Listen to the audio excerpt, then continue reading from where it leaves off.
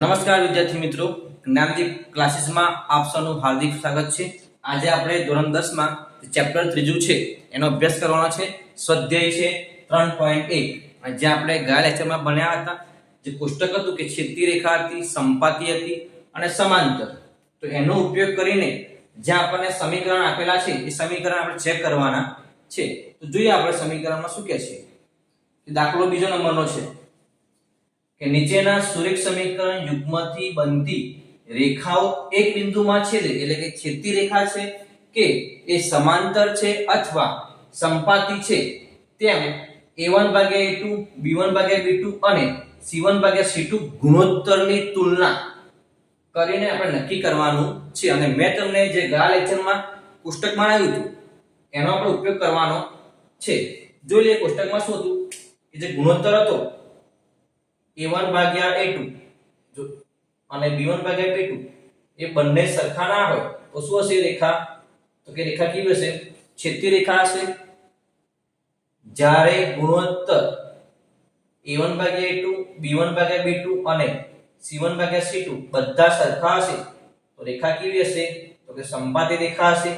અને ત્રીજામાં શું હતું કે a1/a2 અને b1/b2 બંને સરખા થાય પરંતુ a1/a2 અને c1/c2 એ સરખા થવા જોઈએ નહીં। જો એ સરખા ના થાય તો એને શું કહેવાશે? તો સમાંતર રેખા કહેવાશે। ઓકે, તો આપણે જોઈએ કે આમાં શું છે કે 5x - 4y + 8 = 0 અને 7x + 6y - 9 = 0। એટલે કે સમીકરણની જમણી બાજુ આપણને 0 આપેલા છે। ઓકે, તો હવે જોઈએ તો આપણા શું કહેવાય? a1 આ b1 આ a1। ઓકે, ત્યારબાદ શું આવશે? a2 આવશે। a1 કેટલા છે? 5।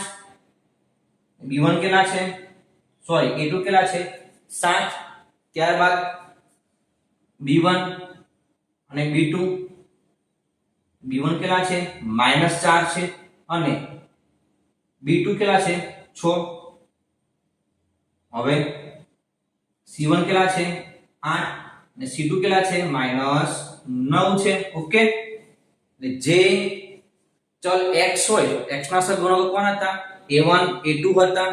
y ના સહગુણક કોણ હતા? b1 b2 હતા। અને અચળ પદ આપણને આપેલું છે તો આપણને જોઈ ખબર પડે છે કે a1/a2 = 5/7 અને b1/b2 = -4/6। ઓકે, એટલે કે આ બંને સરખા છે નહીં, કેમ કે આ 5/7 છે અને આ 4 - 4/6 છે। એનો મતલબ શું? a1/a2 ≠ b1/b2। અને જ્યારે આવું થાય તો એને શું કહેવાશે? તો કે છેદતી રેખા કહેવાય। શું કહેવાય? તો છેદતી રેખા। અને છેદતી રેખા હોય અને ઉકેલો શું મળે? તો કે એક ઉકેલ મળે। આપણને આપ્યું નહીં આ, પણ આપણને સમજણ માટે છે। ઓકે, ચાલો જોઈએ ફરીથી કે a1 છે 5, a2 7, b1 છે -4, b2 છે 6, c1 8, c2 -9। એટલે 5/7 અને -4/6 એ બંને સરખા છે નહીં। અને જ્યારે બંને સરખા ના થાય એટલે બંનેનો ગુણોત્તર સરખો ના થાય તો એને શું કહેવાશે? તો છેદતી રેખા કહેવાય। હવે તમને આવડી જ જાય। a1 કેટલા છે? 9। a2 કેટલા છે? તો કે 18। હવે આપણને જોઈને ખબર પડે કે આમાં શું થાય છે। b1 કેટલા છે? 3। b2 કેટલા છે?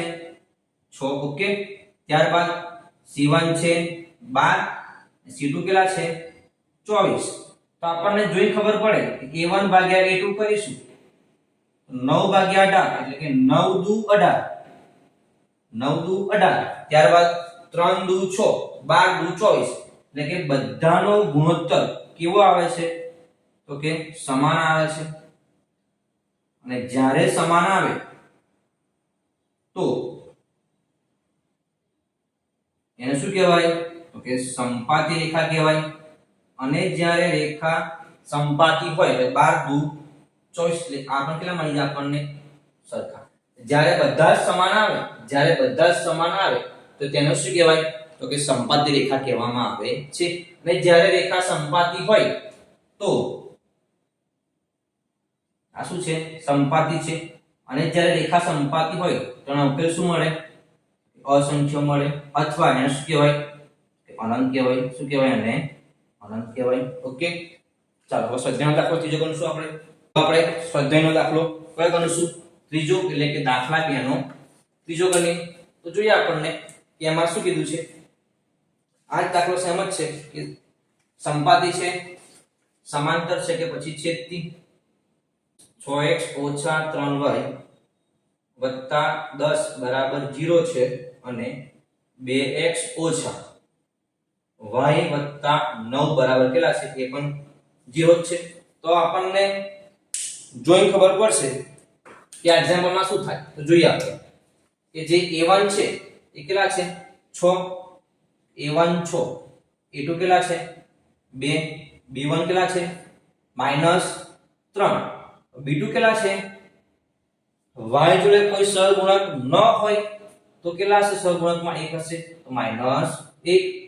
c1 અને c2, c1 કેટલા છે? લખીએ આપણે c1 કેટલા છે? 10 અને c2 કેટલા છે? 9. તો પહેલા આપણે ગુણોત્તર શોધીએ કે a1 ભાગ્યા a2 કેટલા છે? 6 ભાગ્યા 2, 2 તરી 6. ત્યારબાદ કોનો વારો? b1 ભાગ્યા b2, તો b1 કેટલા છે? -3 ભાગ્યા -1, માઈનસ માઈનસ પ્લસ 3 એકા 3. ત્યારબાદ c1 ભાગ્યા c2, c1 કેટલા છે? 10 ભાગ્યા 9. એનો મતલબ શું કે આપણને a1 ભાગ્યા a2 અને b1 ભાગ્યા b2 બંને કેવા મળે છે? તો કે સમાન મળે છે. પણ a1 ભાગ્યા a2 is not equal to c1 ભાગ્યા c2. અને જ્યારે આવું થાય તો એને શું કહેવાય? તો સમાંતર રેખા કહેવાશે. તો આ રેખા કેવી છે? તો સમાંતર છે. ઓકે, જ્યારે સમાંતર હોય તો તેના ઉકેલો મળે નહીં.